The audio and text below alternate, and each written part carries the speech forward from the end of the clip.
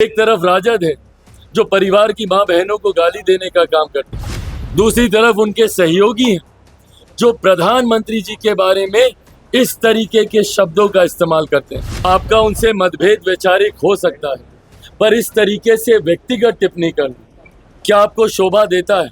जिस तरीके से भाषा की सारी मर्यादा को तार तार कर दिया गया, और इस बार कांग्रेस ऐतिहासिक ऑल टाइम लो पर इस बार कांग्रेस का प्रदर्शन। ये लोग भगवानों में ही लड़ाई लगा रहे हैं, तो सोचिए इंसानों को किस तरीके से ये लोग बांटने का काम करते हैं। भाई कैसे ये लोग धर्म का इस्तेमाल करते हैं राजनीति में, और उसके बाद आरोप हम लोगों पर लगाए जाते हैं।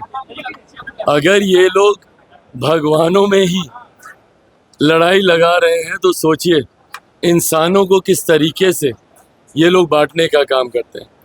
हकीकत है विपक्ष के पास अब कोई मुद्दा नहीं बचा, इसीलिए ये लोग इस तरीके की भाषा का इस्तेमाल कर रहे हैं। हम लोग जब भगवान श्री राम की बात करते हैं, ये मैनिफेस्टो का हिस्सा भारतीय जनता पार्टी का रहा है, जिसको कभी कांग्रेस या इनके सहयोगियों ने पूरा नहीं होने दिया।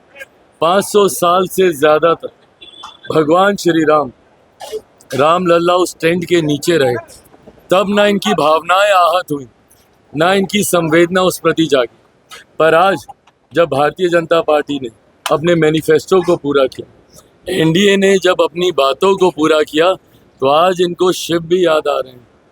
पर उस वक्त उनको शिव याद नहीं आते जब उनकी आधी अर्धांगिनी, जब शक्ति के बारे में, उनके विनाश की बात जब उन्हीं के पार्टी के बड़े नेता करते हैं। हकीकत है चुनाव के वक्त सिर्फ और सिर्फ भावनाओं को आहत करने के लिए कांग्रेस, उनके घटक दल के नेता इस तरीके की बातें करते हैं। आज जब वो शिव को इतना याद कर रहे हैं, तो उनको राहुल गांधी जी का वो बयान भी याद आना चाहिए, जहाँ पे वो शक्ति के विनाश की वो बात करते हैं।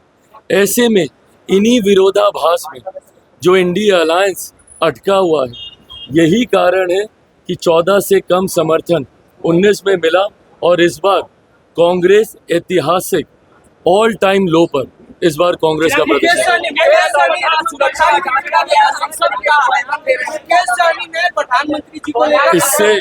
इससे ज्यादा घृणित, निंदनीय, अशोभनीय और कुछ नहीं हो सकता।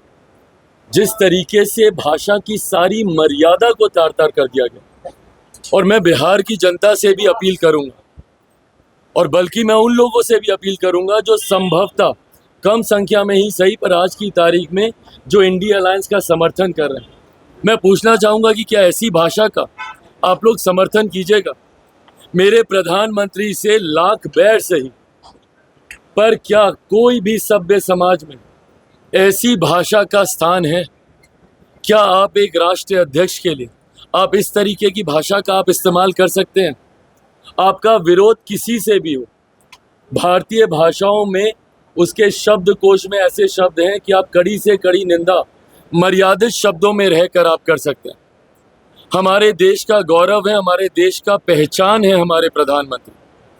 आपका उनसे मतभेद वैचारिक हो सकता है, पर इस तरीके से व्यक्तिगत टिप्पणी करना क्या आपको शोभा देता है? आज की तारीख में हम लोग 21वीं सदी में हैं, पढ़े लिखे समाज की हम लोग कल्पना करते हैं। ऐसे में जब ऐसे लोग, जिनको कोई ना कोई अपना आदर्श मानता होगा, किस तरीके की एग्जाम्पल आप सेट कर रहे हैं, किस तरीके का उदाहरण आप देना चाह रहे हैं, मैं बिहार की जनता से आग्रह करूंगा कि देखें और देखकर निर्णय लें। एक तरफ राजद है जो परिवार की मां बहनों को गाली देने का काम करते हैं, दूसरी तरफ उनके सहयोगी हैं जो प्रधानमंत्री जी के बारे में इस तरीके के शब्दों का इस्तेमाल करते हैं।